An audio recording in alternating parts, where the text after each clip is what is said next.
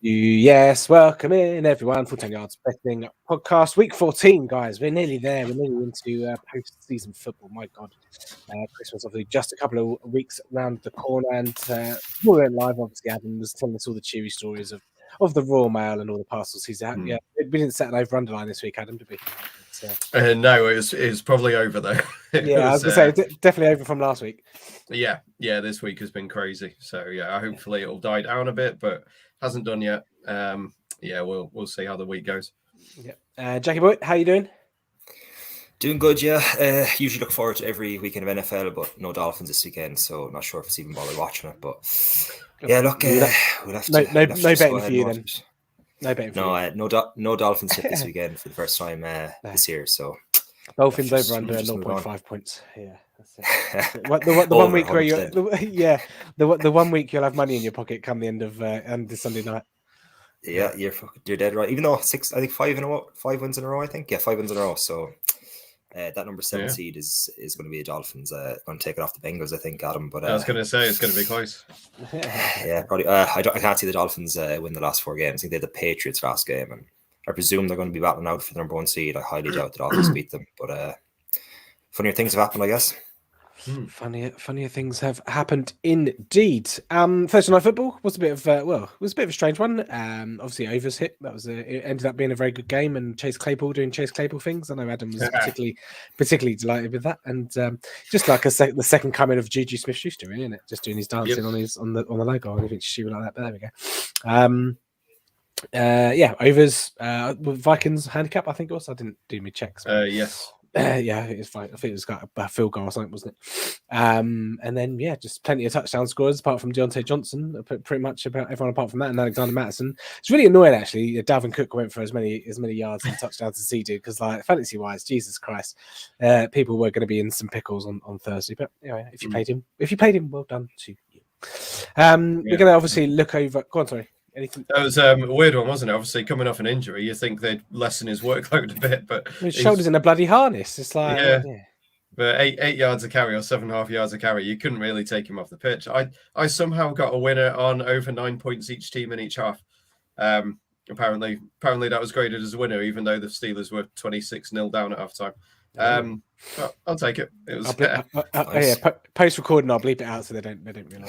I didn't say where. So all the bookies peering spying in on the podcast now. We're frantically checking for your account and to block it out. But there we go. Bit of a roll. From the last couple of weeks, I've been all right. 3 out of 4 for me last week. Just the totals, which has been the bane of my life pretty much all season anyway. So no changes there. How did you do, Adam? You got 2 out of 4. 2 out of 4. Somehow there was only 10 points in the second half of the Falcons versus Bucks game, which screwed me over on the total. And longest rush for Jonathan Taylor. He had 140 something yards, but didn't have any long ones. No, he did not. And I was lucky for me. My Jefferson bet came in, and I had a nice little double on Mixon, who was looking a bit dicey. My Mixon Michelle double, but hit one. I don't care. We move on. Week 14, then, guys. Start off as we always do on the handicap. Adam starts off. You're not going to be happy with this one. Bucks -3.5. Obviously the half point. You can buy down to 3 if you want, but it's 8 to 11. Whereas you get in -3.5 at even money.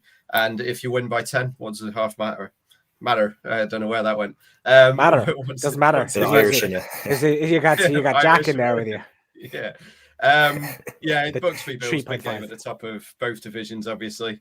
Both conferences. The winner here is going to be, well, if it's the Bucks, they're getting to the playoffs anyway, but they're going to need to keep winning to keep up the pressure at the top of the NFC with the Cardinals and the Packers. The Bucks have gone from strength to strength in recent weeks. They're doing it on the ground. They're doing it through the air. It doesn't matter which way you try and stop them. They're going to come out with answers. Brady threw 51 times last week, whereas the week before, Lenny Fournette scored 4 times. So they can do it in both areas. And the Bills have benefited early on from a weak schedule. Obviously, this week they lost to the Patriots. I'm not putting that one over against them, really, because it was a weird fluke game, and they were just outcoached, frankly. they're without Tre'Davious White, who apparently is a really good defender. I don't particularly rate him, but everyone else seems to think he's brilliant. That means one of the Bucks receivers gets an easier matchup, and they have very good receivers, and obviously Gronk in the middle of the field as well. The Bills can't run the ball against rubbish teams. They're trying to do it against one of the best teams, stopping the run this week, so they're going to have to throw it. The Bucks will know that, and they'll have a game plan to stop Josh Allen. So, yeah, I just say, I know you're going to moan at me for the 3.5, but I do think that the Bucks are going to win fairly comfortably in this one. I don't rate the Bills really, so yeah, that's about it. Yeah, that's fair enough. I'm not going to say anything. All I'm going to say is if the winning margin is 3 points, I don't know. Next week's going to be a fun podcast. Yeah, there we go. Yeah, Bills are a bit funny. Like I say, yeah, Bill Belichick rolling back the years coaching wise, didn't he? Last week against in the windy game over in Buffalo. Jack, what you got for us? I've gone with the Saints -5.5. I watched the highlights of that Eagles Jets game, and I couldn't get over how bad the Jets defense was. Like Robert Saleh, I thought as the year went on, the defense get better and better, but they seem to actually regress. Minshew just completely tore them to shreds, and I actually expect Taysom Hill to have a big game as well, even though he's not exactly a great passer. But Jets playing for nothing. Alvin Kamara back as well, massive. I think Elijah Moore is out. Apparently, he's trending towards not playing.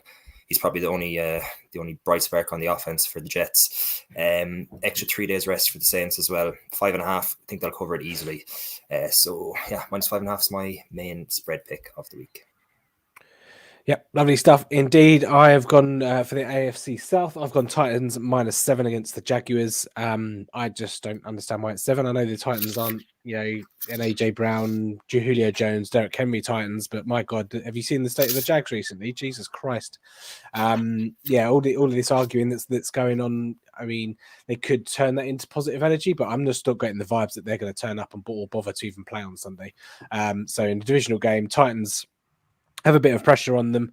Obviously, Colts on a bye this week, but it should be a fairly comfortable win for the Titans. It doesn't really, Dontre Hilliard was pretty good last time they played. He busted out a big one, and I just don't understand why it's 7. I just thought it would be 10. I thought it'd be double digits. Looking at some other games there that are double digits, I was a bit surprised that this one didn't follow suit as well. So nice and easy 7. Like I say, if the worst were to happen where Titans win by 7, you get the push as well. So. Titans -7 to keep nice and straightforward. Just the team that are not trying or not just seem to be fighting each other doesn't usually tend to bear any fruits on the field. So yeah, Titans -7.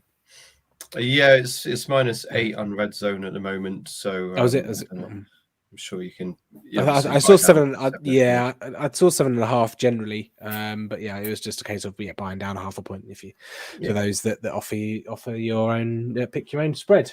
Okay, totals, Jack. I've gone with the Ravens and the Browns under 42.5 points. They played against each other 2 weeks ago, I think it was. I think the Browns had a bye in between, and it was 16-10.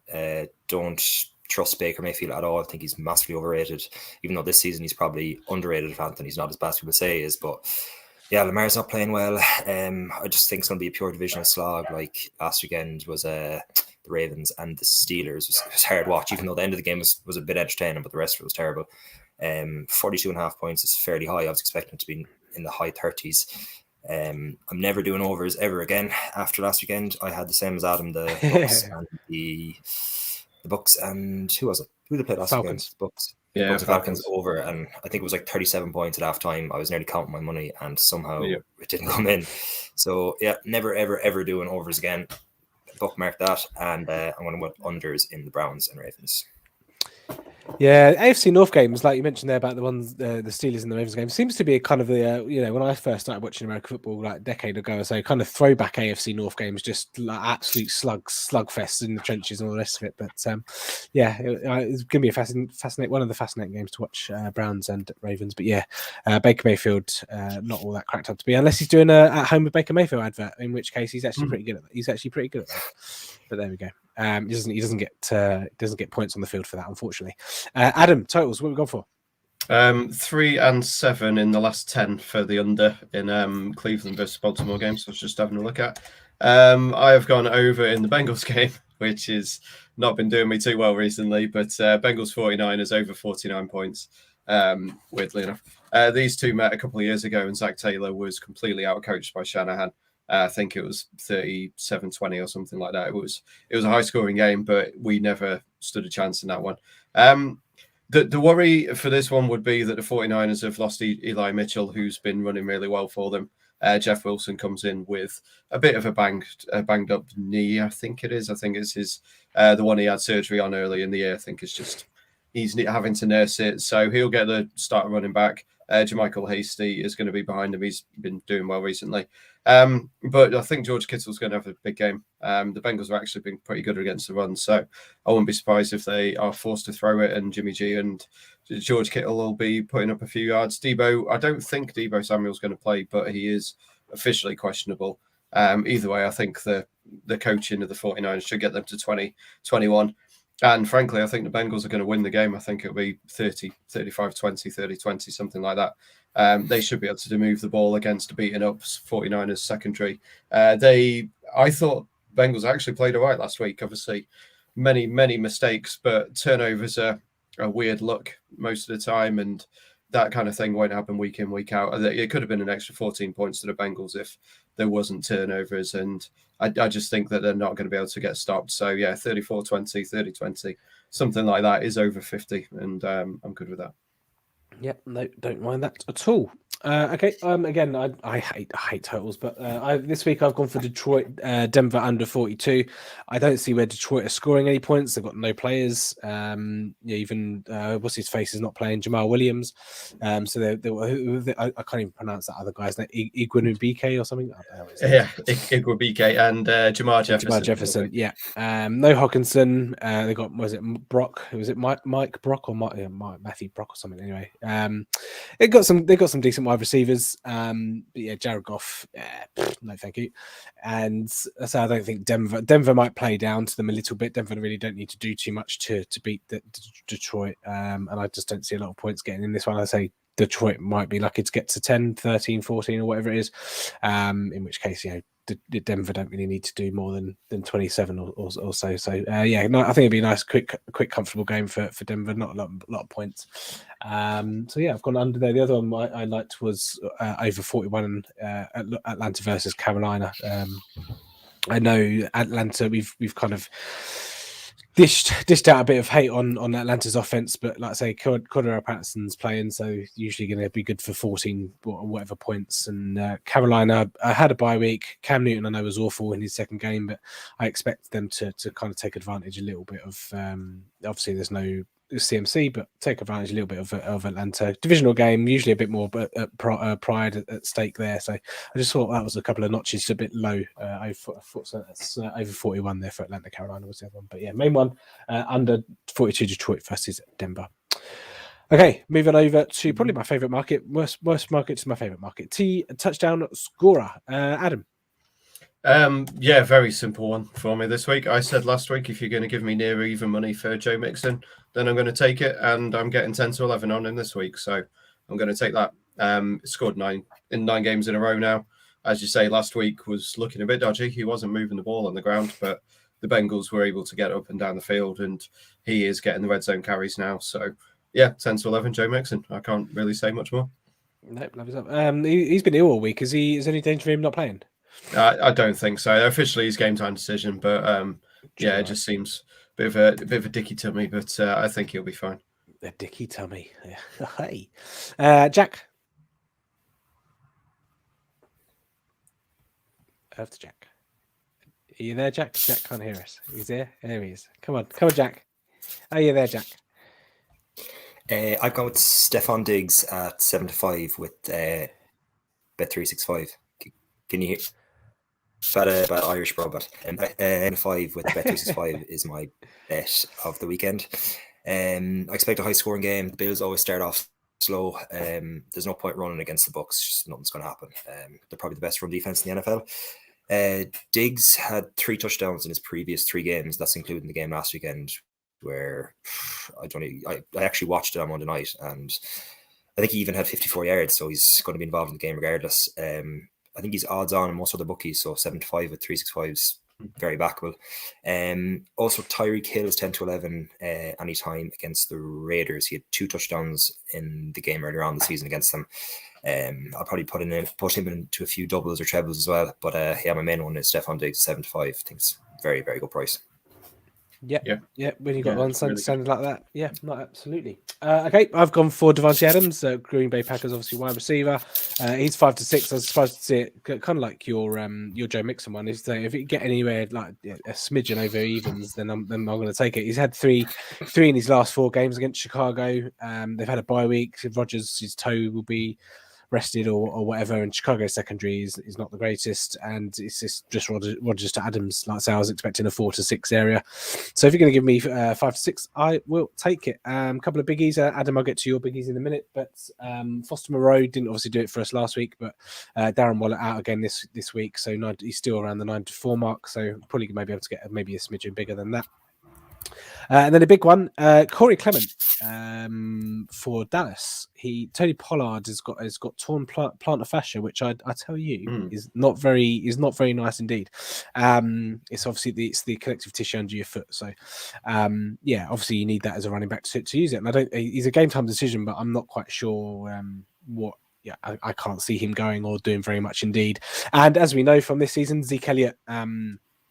He doesn't handle most of the snaps anymore, obviously due to the resurgence of Pollard mainly, but he's only played over 70% of the snaps once since the bye in week 7. So there's going to be some touches there, I think, obviously, assuming Pollard goes. If Pollard doesn't go, if he does go, then obviously, temper the expectations a little bit. But 8 or 9-1 you can get on Corey Clement. I mean, you're going to give most of the red zone touches to Zeke, or you can just throw it. But I don't know, I just thought someone that will maybe probably get a few more touches. I thought 9-1 was maybe slightly too big, especially if Pollard doesn't go.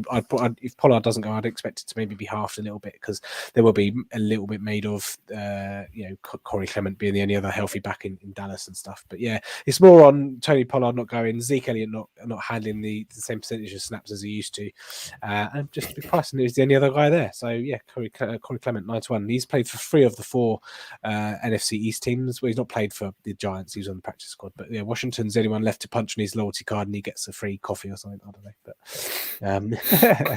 there we go. Adam, I know you like some big prices. What are you gone for this week? I generally do, but yeah, Alton Towers today with the winter market's given me not much time to do anything with it. Oh, okay. I know the Browns are obviously missing tight ends this week. Just noticed, I think Josh Oliver, I think he's a tight end. He's 33-1 for them. I'll be honest, I've not had time to check up on this kind of thing. Andy Yanovich and Josh Oliver both 33-1 for the Browns. Just random long shots just while I was looking while you were talking, because you put me on the spot there. But I did. No, I don't really have any big ones. I normally have 4 or 5 lined up, but yeah, I've just not had the time this week. So yeah, I'll just stick with what I've got, I'm afraid. Yeah, make sure you read Adam's previews, which we'll plug at the end. Jack. Yeah. No, we've done you, haven't we? Yeah, we've done all touchdown scores. We're on props now, aren't we? Yeah. Adam, what's up with you? Yeah, I've gone with James Robinson over 48.5 rushing yards for the terrible Jaguars. Bit of a weird one. He's gone over this line in 6 of the 12 games, so half the games this year. But this week, Trevor Lawrence was asked about him and his availability and how much he's playing, and he said that he wants him on the field. He said that he's the best running back they've got. He's a talented guy, and he wants him on the field. And who's the future of the Jags? It's not Urban Meyer, so I wouldn't be surprised if he is force-fed the ball a little bit more this week. If you're captain of the team, of the leading stud of your team is calling for him to be on the field, then you put him on the field. So yeah, I thought that was a fairly low line. You can also get, I think, about 15.5 on receiving yards for him, which I thought was a decent line. Even when he was getting taken out of games, he was going over that. He has lost fumbles in 2 weeks in a row, which is why he was essentially benched last week. So he'll have to do that a little bit later in the game if he can. But yeah, I thought anything under 50 was a decent one to go over. So over 48.5 rushing yards for James Robinson. Yeah, can't argue with that. You're saying Carlos Hyde isn't the future of that franchise? I don't think so. No, I've got a random he fumbled as well. Yeah, I've got a random 49ers Hyde jersey somewhere. Interesting story. Not. Yeah, Jack, what have you gone prop wise? I love your prop. I love it. I've gone with Leonard Fournette over 55.5 rushing yards. This is basically going off the game on Monday night. The Patriots just ran all over the Bills. They just wouldn't throw the ball. The Bills knew what was happening and they just couldn't stop it. So basically basing it off that, Leonard Fournette seems to be in that playoff Lenny form already this season. He's playing on real stuff. 55.5 is fairly low. And I'd expect, to be honest, the Bucks to win the game handy enough, start off well, and then second half. Unfortunately, I got to learn the hard way last week. When they have the lead in the second half, they just hand the ball off, waste time, or run the clock, whatever. So I expect them to just keep handing the ball off to Fournette all second half, because I expect them to have a decent lead at half time. So 55.5 rushing yards. I was tempted to do, I think it was 13.5 rushes, but 55.5 isn't too high, so I said I'd go with that instead, just in case he has one big burst of a run. Yeah, no, I thought it was a bit. Like I say, I was looking at your bets before I looked at mine. I was going to nick it as well and join you with it, but I was like, no, I'll be authentic this week. What did I go for? I've gone for Saquon Barkley. For some reason, I always seem to get drawn to Saquon Barkley props this year. I think I'm 2 for 2 out of the previous ones, but this week I have gone for over 23.5 receiving yards. I think I saw something. He had 6 receptions last week for 18 yards. I mean, how often that's like a Jarvis Landry or Jordan Howard receiving line, isn't it? But on the floor, but. I think obviously we got Jake Fromm at quarterback. It's just going to be dump offs and whatnot. As much as they want to run the ball, they won't do it. They won't be able to throw too much. So I can see a lot of dump offs. And like say, if you have running backs that get six receptions in a game, it's likely that they're going to have over 23.5 yards. I mean, I think last week was just a bit of a weird one. That was 18, like 3 yards per reception. That's Jarvis Landry, eat your heart out. But I thought it was a tiny bit low in a game script that probably going to favour dump offs to Barkley. So I couldn't find a receptions line. Not anyone. The bookies I was looking at wasn't offering it, because I was thinking if it was 3.5, I'd probably go over on that as well. But I couldn't find one when I looked a bit earlier. But 23.5 receiving yards. Thought that was quite high. Talking of playoff Lenny and his stuff. Last week I mentioned on my Twitter feed over 4.5 receptions for him was ridiculous. The last 4 games when Antonio Brown's not been there, he's had 8, 6, 7, 7 receptions. He had 4 receptions in the first drive last week. His line is 5.5 this week. It's bumped up a reception, but you're getting plus money for that. You're getting 6 to 4 on not bad on 365 for over 5.5 receptions for Lenny. I think it's going to be a fairly high scoring game. He's actually scored receiving touchdowns in the last 2 weeks as well. I think that's one to look for tomorrow. You might get a dodgy 4.5 at 5 to 6, but some 4 to 6 or something if you want to be a bit more safe. But 6 to 4 is pretty good for that. Yeah, not too bad indeed. All right, well, there's all 4. Let's go through them if I can find them. There we go. Cool. Handicap Titans for me -7 versus Jacksonville. Adam's gone for the Buccaneers -3.5. God, I hate you, Adam. Versus Buffalo. Jack's gone -5.5 at the Jets. For totals, under 42.5. Broncos and Detroit. Jack's gone for under 42.5. Browns and Ravens. And Adam's gone over 49 for the 49ers and the Bengals. Bengals only need to get 1 point there, Adam. 49ers got 49 of them. Touchdown scorers: Devontae Adams versus Chicago, Joey Mixon versus San Francisco, and Stephon Diggs there versus Tampa Bay. All around, just Diggs was 6 to 4, wasn't he? And then tips on, as they like to call it, or just a shades of odds on for Mixon and Adams respectively. And then finally the prop: Saquon Barkley over 23.5 reception yards, James Robinson over 48.5 rushing yards, and Leonard Fournette over 55.5 rushing yards. There you go. Nice and done. Look, 25 minutes. I'm off to go get a kebab. Everyone go and enjoy your week 14. Adam, plug your whatever. Your site and all that. At touchdown tips on Twitter, touchdowntips.com, tdtips.com.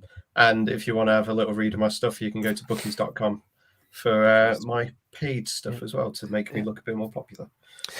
Hopefully, I need to do that. What was I going to say? Yeah, but hopefully you'll stick some big prices at tight ends in there. I'll figure something out. Yeah, I've got the wife and her mother are going to be watching Strictly tonight, so I'll be able to get a few hours in while they're doing that. If you had to do one like Strictly dance, what I was going to say, what brand would it be? What type would it be? I feel like I'm a Charleston guy. I think you're a Charleston guy. You'll be quite enthusiastic, I'd imagine. Yeah. I'm not exactly as outgoing as you, so I'd be doing probably the slowest, easiest one. I think I'll just do a waltz or something. Or Argentine tango or something. I wouldn't do that. The wife would. To be fair, that's the one the wife would want me to do, but probably not that one. First dance stuff. Jack, strictly, what would you go for? Never watched, just don't know anything about dancing, so I'm gonna have to sit this one out, I'm afraid. So you'll do the dad dance then, drunken dad dance. Yeah, that's about it, I'd say. There we go. Right, we're all going to have to put don our costumes on and do some dancing. I'm going to go Jack, anyway. Jack T _95. There he is. Yeah, you know it. Thank everyone that's watching, anyone that listens, thank you. Let's say only a couple of weeks left in the regular season before we get some playoff games, so looking forward to that. Hopefully we should win some cash before the Christmas period. We'll be back next week, so see you later. Bye.